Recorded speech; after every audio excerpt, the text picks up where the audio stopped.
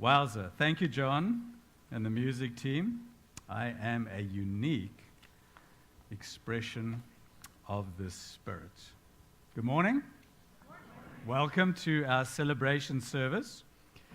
It's always a blessing for us to do two services on a Sunday. The first one is more of a meditation kind of service, where people come together for a more meditative experience. And then at 11 o'clock, between the 9 o'clock and the 11, we get some coffee. The caffeine kicks in. And then we show up for our 11 o'clock service. It's such a blessing for me to see each and every one of you here today. I was touched with Denise's multilingual greeting this morning. I thought that was a nice touch, very appropriate for the culture and the times. However, you didn't include South Africa. Yes, so I will say good morning in South African. It's goeiemorgen, which is a little Dutch and German mixed together.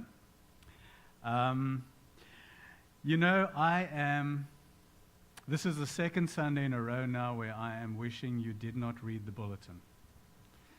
And I know I give you a hard time on Sunday morning saying, read your bulletin and sign up for the newsletter, but we have had such a change in these last 2 weeks. I felt the consciousness move in spirit in this country and in the world, and so I want to continue this Sunday talking about what we spoke about last Sunday, and that is the high calling of love. How love is calling us to come more fully into our world experience from a Christ perspective.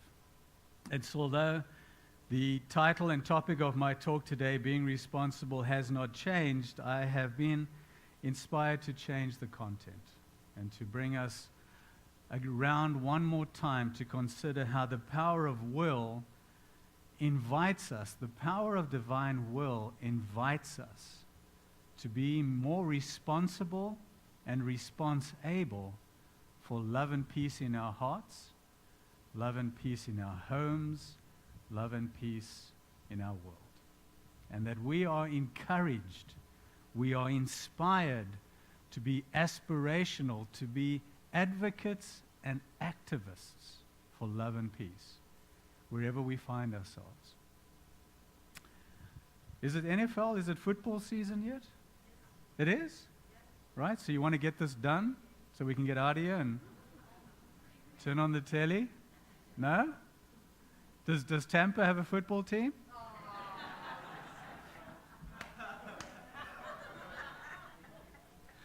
Do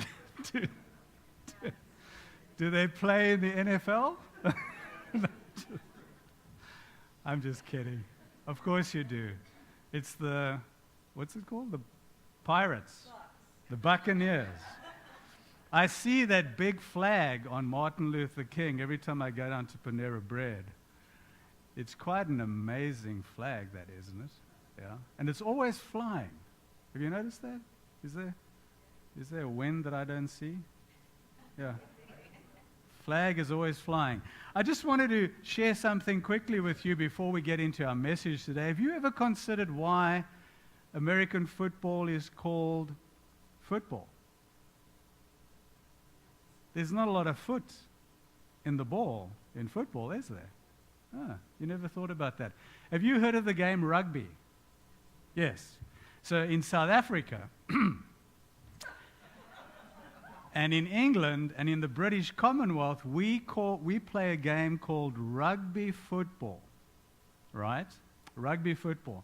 And rugby football was invented in a town called Rugby in England at a football game, what you call soccer.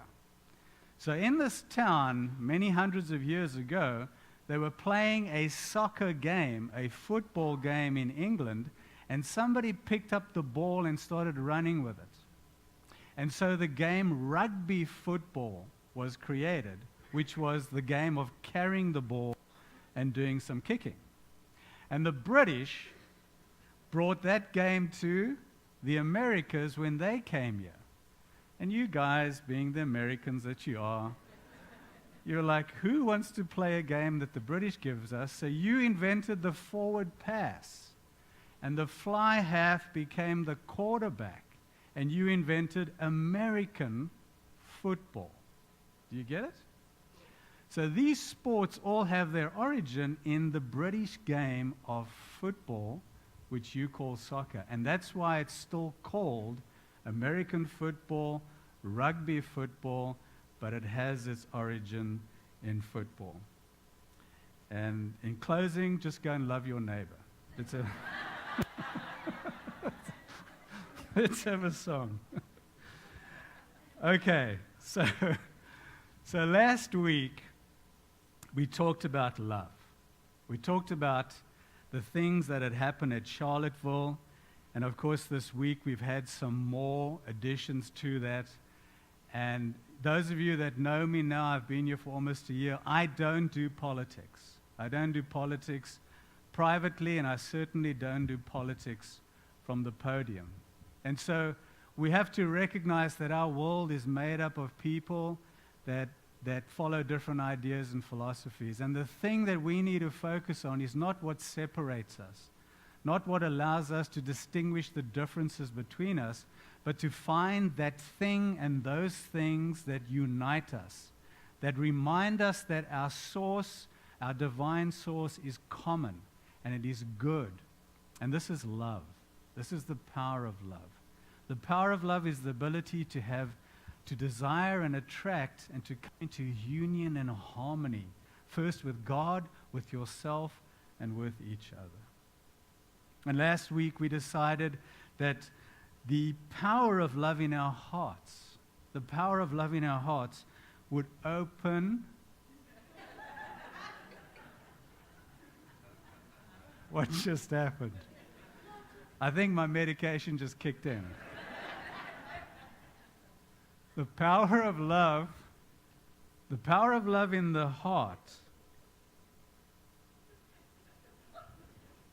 the power of love in the heart would open the eyes to the opportunity, to see the opportunity for love, loveliness, and loving kindness everywhere, in everyone, all the time.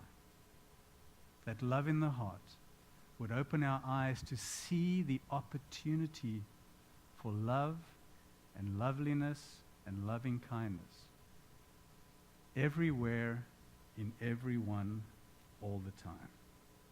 And so today I'm going to tie that into my message of being responsible. Responsible ties in with our power for this month. The power that we recited earlier, the power for August is the power of will. The power of will. And the power of will is our ability to decide and to commit and to live by the truth we know. And the power of will enables us to take responsibility for our lives and to be responsible, to make decisions, to make commitments, to be dedicated and devoted and disciplined, to live from a place of love in the heart, love in what we say, and love in what we do. And so the power of love and the power of will can work together to be a transformational experience for us individually, us collectively in our families, in our spiritual communities, in our works, in our organizations, and ripple out into the world, making love the first response we have to each other. You know, in Unity, we practice a prayer that is slightly different. We don't petition a God that is separate from us. We affirm divine truth in the presence and power of God that is within us. We recognize that every human being, regardless of color or culture or creed or gender orientation, is one with the same presence that we are one with. And we practice the prayer of denial and the prayer of affirmation, denying that which is error and untrue, and affirming that which is truth and divine good. And we believe that all the good that is outside of us begins by becoming the good that is within us. In the thoughts we think, in the feelings we hold, in the words we say, in the actions we do. We're not delusional. We know that for every power of good, there is a challenge of something that is untrue. And what is the challenge to love? The challenge to love is hate. The challenge to love is the ability to hate somebody or something. And hate doesn't happen in a vacuum. Hate is the result of anger. Hate is the expression of anger. And anger is enabled by fear. The things that scare us make us angry and metastasize into hate. I was watching a couple of interviews this week from the rallies that they had in Charlottesville, and I remember there was this one particular person who was being interviewed at Charlottesville, and he was expressing his motivation for being there and for being an advocate for hate and demonizing people, and he had a whole bunch of weapons and flags and things like that, which is his right to do. But I remember thinking how courageous and confident and loud he was. And then a few days later, he was interviewed again by a different news network from his home. And the man that appeared in the second interview was scared and tearful and lonely and afraid. And I realized in my mind that what was driving him was fear. That his fear and his anger had separated him from the oneness, the awareness of oneness with himself and his God and his humanity.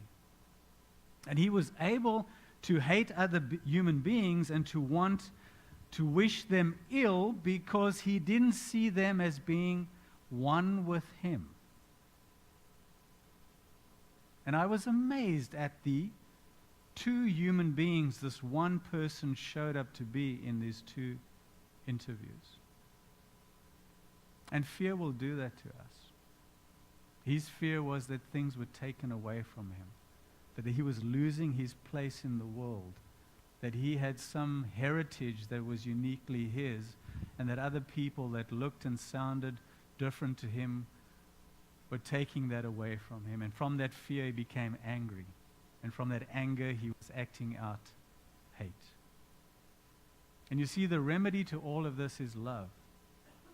Because love creates in us the desire for oneness. Love creates in us the desire for wholeness. It attracts into our lives things that are healthy and whole and are happy.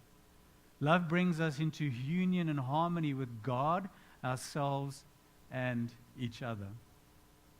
The power of will encourages us to be willful and willing, to take responsibility and to be response-able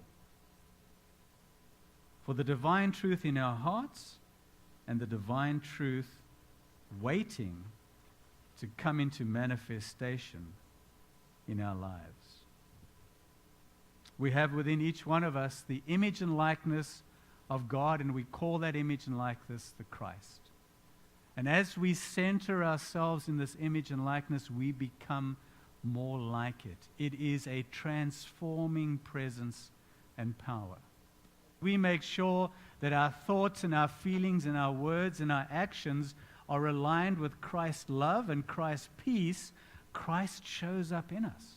And it is from that presence and power that we live and be and show up in the world. And guess what? We manifest that good with ease and grace every day in every way. And as this becomes a transformational daily experience for us, it becomes a transformational influence on the world. We are encouraged to show up as advocates and activists for Christ's love and Christ's peace. There's nothing that will manifest in your life that you do not take responsibility for. It's not going to happen to you in spite of yourself. It's going to happen to you because you decide to do it. That you commit to do it. That you execute that decision and that commitment in everything you think and everything you feel and everything you say and everything you do. And when you do that, you're creating this channel from above and within to without. That Christ's love and Christ's peace will become a reality within you and in your life. And so the power of will empowers us to make that decision, empowers us to make that commitment, empowers us to take responsibility and to be responsible, empowers us to be willing and willful in our commitment and execution of divine love within us and divine peace in our world. And this is my encouragement and my prayer for you and me and for all of us today, that we will find that aspiration and inspiration within us, that we will stand up in the hearts and in our own minds and in our sanctuary and in our temple, and we will claim Christ's love as our principle and Christ's peace as our purpose in life. Let us then, by the power of this will, decide and commit to take responsibility, be responsible, claim the divine principle of love and the divine purpose of peace, and live it fully in all that we think, all that we feel, all that we say, and all that we do. Is that a yay? Thank you, God. And so it is. And now John will come up and lead us in our meditation preparation song. Let's take this decision we've just made into a time of meditation.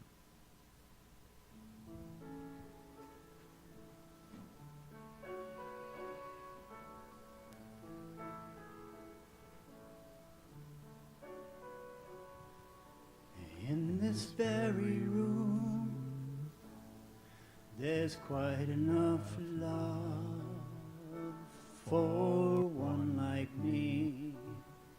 And in this very room, there's quite enough joy for one like me.